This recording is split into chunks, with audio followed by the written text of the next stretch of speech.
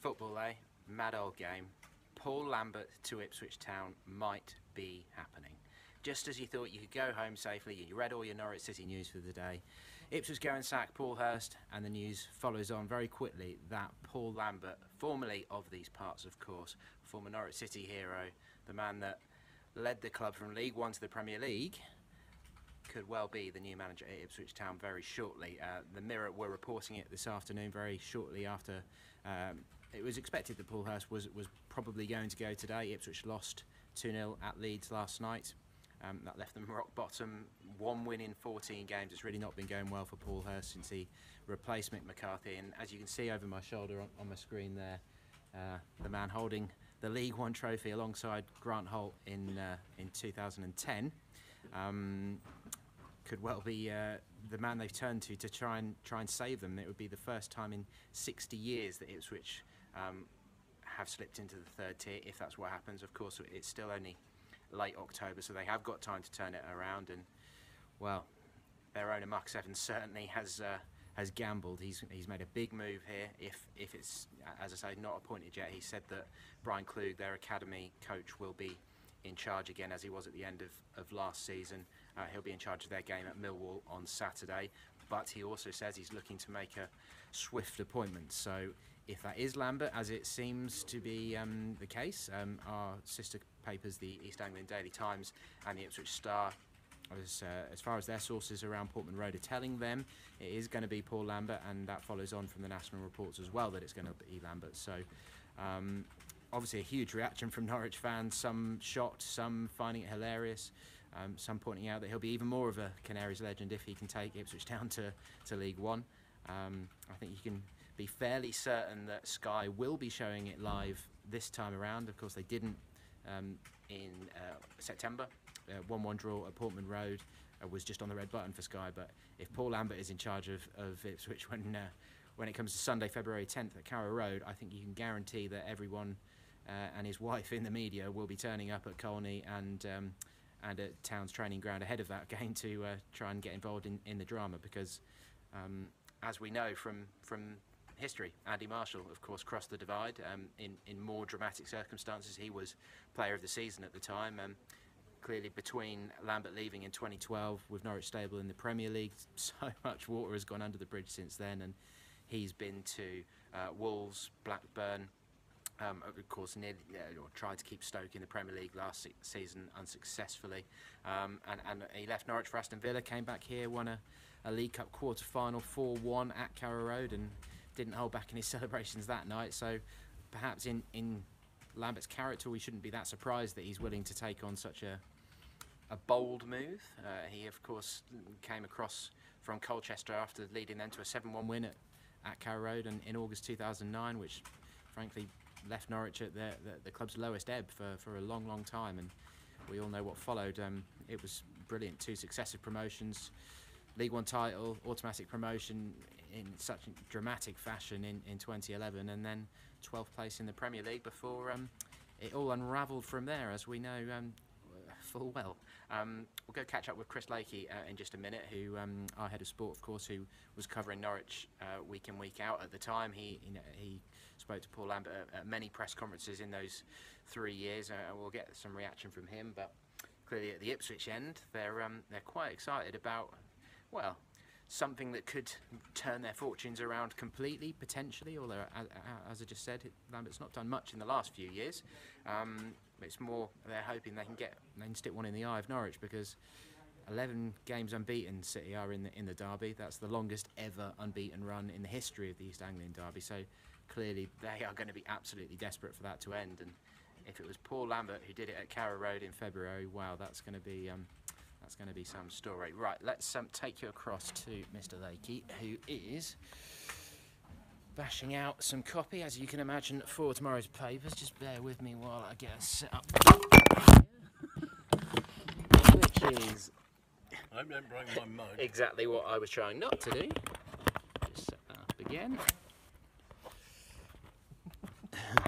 That's alright, this can be edited out later. I think I may have broken the tripod, but there we go. Right, sorry, let me tee you up. So, Chris, what is your reaction to Mr. Lambert potentially going in at Ipswich? Pretty much the same as when he joined Norwich City in 2009. I haven't got an alternative word that we're allowed to use for surprise and shock and things like that. Yeah, really surprised. Although I am going to say that earlier in the day I'd been talking to a colleague about the possibility of the manager being sacked this weekend, and one of the old boys, Burley, Matt Holland, Terry Butcher, possibly coming in, either as 3, 2, 1, whatever.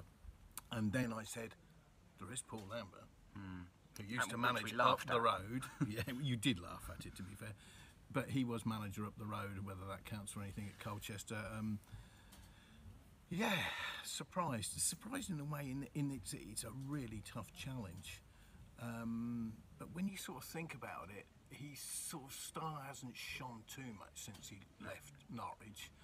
And whilst we sit here and remember the times he had at Carrow Road, you have to remember that Paul Lambert wants a job in football. This might be the only opening for him. Yeah, he's gonna struggle to get a decent championship job now, isn't he? I mean, everyone was shocked when he got the Stoke gig last year. I'm not suggesting this is not a decent championship job.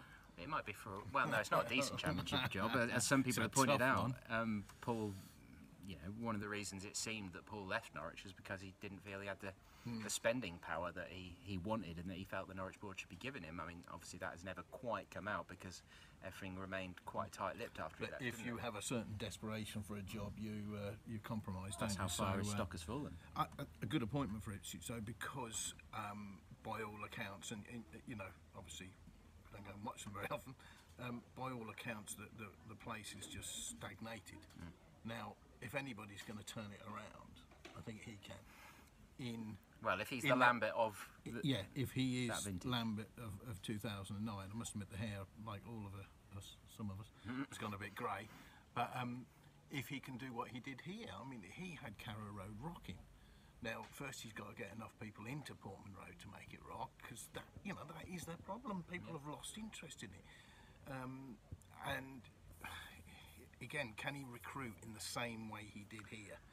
Has he got in that squad what he had here in League One?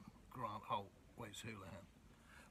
I don't think he's got a really very good squad. No. And you know, we all know that. That's why they're bottom of the table.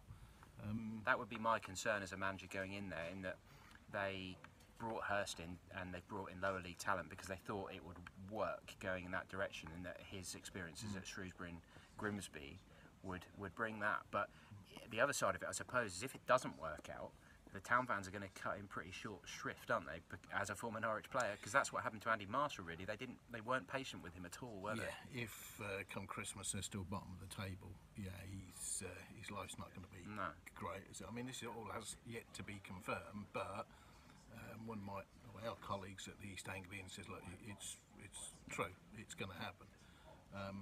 I think Norwich fans, it must be difficult for them to comprehend this, because you can give somebody a bit of rope. You know, when he went to Villa, you know, a lot of people said, okay, the grass isn't greener on the other side, but Aston Villa, big club, really big club. That was the one side. You couldn't blame him for taking that job.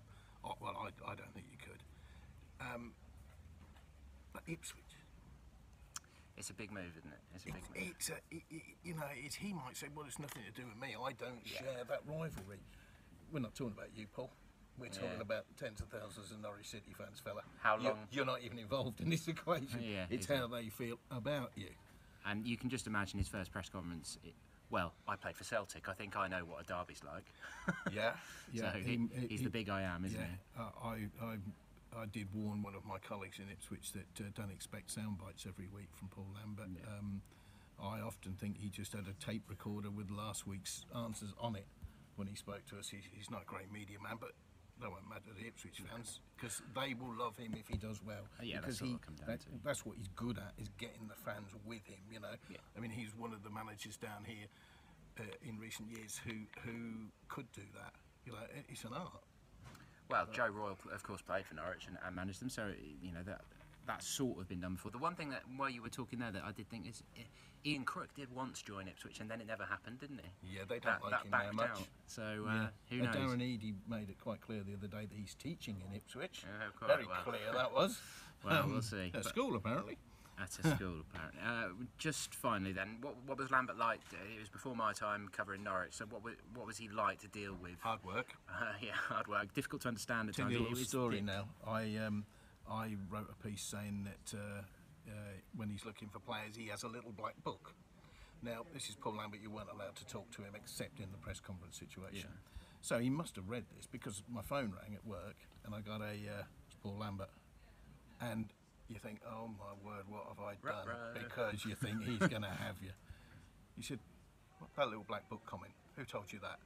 I said, well, it's a sort of turn of phrase, Paul, you know. Yeah. He said, so nobody told you I got a little black book? I said, no, have you? He said, that's all right, Chris. Put the phone down. You know, hold on a minute. But that's the only time I had any, not rapport with him. He swore at me several times, you know. But that's the only time I really had that weirdness with him. He was straight down the line. He didn't like talking to the media. I remember when Burnley were in for him, and we were told you can't talk to him about Burnley. So you have to, don't you? You have to ask him. He did answer, but he was not happy. He scowls. He was hard work. Yeah. But I loved the football. I never went to watch a Norwich match, and I never thought they were not going to win. Yeah, because it was his team, wasn't it? It was a fantastic side. It was brilliant covering them. I was so lucky to cover that era. Great, proper football team, and it was great then. Really good. Cool. Well, we'll wrap it there. Apologies for the phone drop in the middle of that. And what have you Googled there, Chris? What is that word? Oh, you can't. That's what he's not going to be. Okay. So can it just say Ian Clark has pointed out that he has actually got more wins at Portman Road than Paul Hurst. Oh, good stat. Nice one, Ian Clark. If he's still in the office. Away, yeah. That's his. Very good. All right. Head over to pinkun.com for the full reaction and the news. Full quotes from Marcus Evans, the town owner, explaining their decision. Although, of course, Paul Lambert not yet appointed, but we'll be keeping a close eye on that in the coming days. Cheers. Cheers.